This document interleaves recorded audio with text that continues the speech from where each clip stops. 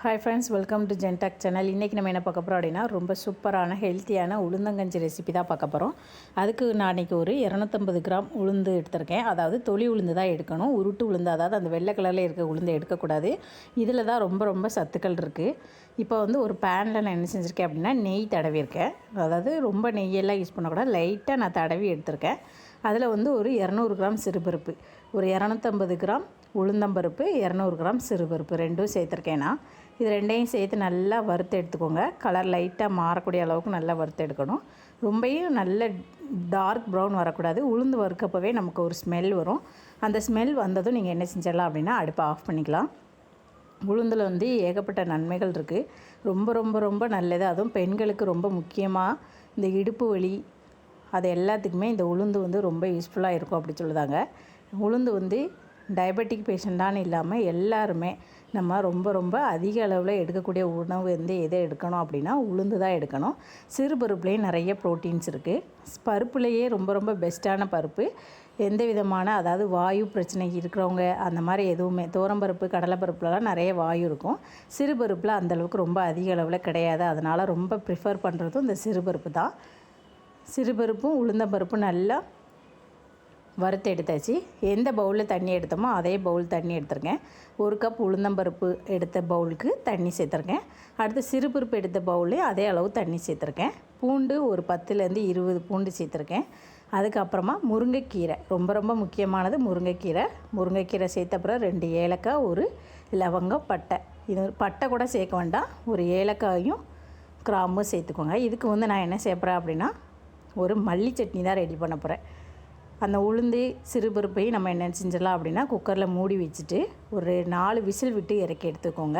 தண்ணி அளவு நான் கூடுதலாக சேர்க்கல, தேங்காய் பால் சேர்க்க போகிறேன். அப்படிங்கிறதுனால எந்த பவுலில் மெஷர் பண்ணிங்களோ அதே பவுல் தான் மெஷர் பண்ணணும். இதில் மல்லி, வத்தல், பூண்டு, கருவேப்பிலை, கொஞ்சமாக புளி, தேங்காய் இது எல்லாமே எண்ணெய் சேர்க்காமல் வறுத்து எடுக்கணும்.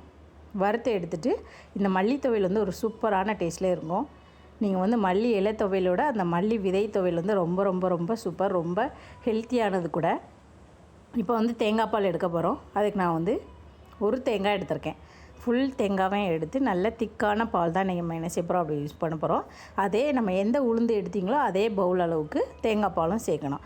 தண்ணி சேர்க்கணும், நீங்கள் தண்ணி சேர்த்துக்கலாம். அதாவது தேங்காய் பால் கூட கெட்டியாக இல்லை அப்படின்னா நீங்கள் கூடுதலாக தேங்காய் பாலில் தண்ணி விட்டு அரைச்சி 1க்கு 2 3 வாட்டி தேங்காய் பால் எடுத்துக்கோங்க. கஞ்சிக்கு தேங்காய் பால் சேர்த்திங்க அப்படின்னா ரொம்ப சூப்பராக இருக்கும். இப்போ இந்த மல்லி துவையில் வறுத்து எடுத்தாச்சு. எண்ணெய் சேர்க்காமல் பேனில் வறுத்து எடுத்து நான் அரைக்க போகிறேன். குக்கரில் 4 விசில் வச்சேன். அது எப்படி வெந்திருக்குன்னு பார்ப்போம். பாருங்கள், நம்ம வச்ச தண்ணி அளவு கரெக்டாக இருக்கும்.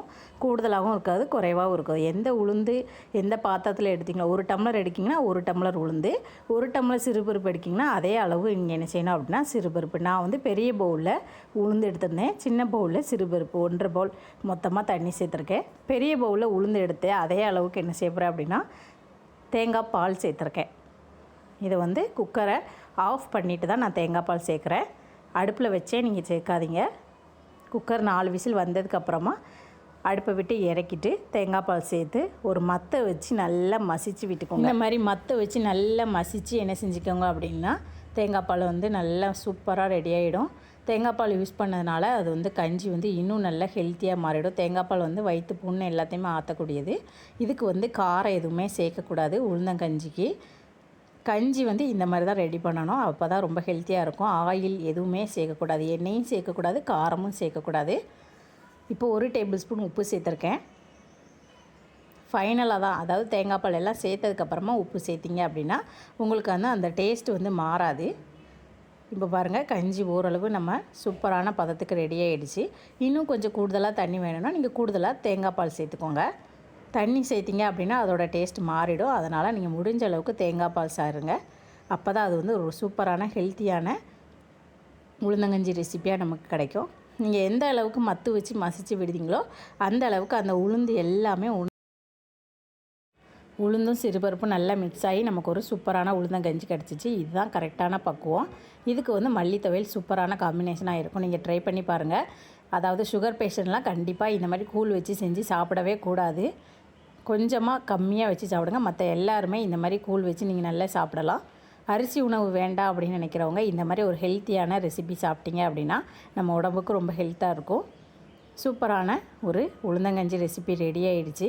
உளுந்தங்கஞ்சி ரெசிபி வித் மல்லி சட்னி சூப்பர் காம்பினேஷனாக இருக்கும். இந்த மாதிரி நீங்களும் ட்ரை பண்ணி பாருங்கள். இந்த வீடியோ பிடிச்சிருந்தால் லைக் பண்ணுங்கள், ஷேர் பண்ணுங்கள், மறக்காமல் சப்ஸ்கிரைப் பண்ணுங்கள். இந்த உளுந்தங்கஞ்சி ரெசிபி கன்சீவாக இருக்கிறவங்க ஆஃப்டர் டெலிவரிக்கு அப்புறமும் நீங்கள் இதை சாப்பிடலாம். அப்புறம் வயசு பிள்ளைங்களுக்கும் இந்த மாதிரி உளுந்தங்கஞ்சி செஞ்சு சாப்பிடலாம். பெரியவங்களும் இந்த மாதிரி உளுந்து சேர்த்து நம்ம தாராளமாக நம்மளோட டயட்டில் எடுத்துக்கோங்க. ஒரு சூப்பரான உளுந்தங்கஞ்சி ரெசிபி பார்த்தாச்சு. இந்த வீடியோ பிடிச்சிருந்தால் லைக் பண்ணுங்கள். இந்த வீடியோ எப்படி இருந்துச்சு அப்படிங்கிறத கமெண்ட் செக்ஷனில் உங்களோட ரேட்டிங்ஸே நீங்கள் கொடுங்க. என்னோடய கமெண்டில் நான் என்னோடய ரேட்டிங்கை கிளிக் பண்ணுறதுக்கு ஆப்ஷன் வச்சுருக்கேன். உங்களுக்கு பிடிச்சிருந்துச்சுன்னா இந்த ரெசிபியோட ரேட்டிங்ஸே நீங்கள் 1, 2, 3, 4, 5 இதில் ஏதாவது ஒன்று கிளிக் பண்ணுங்கள். தேங்க்யூ.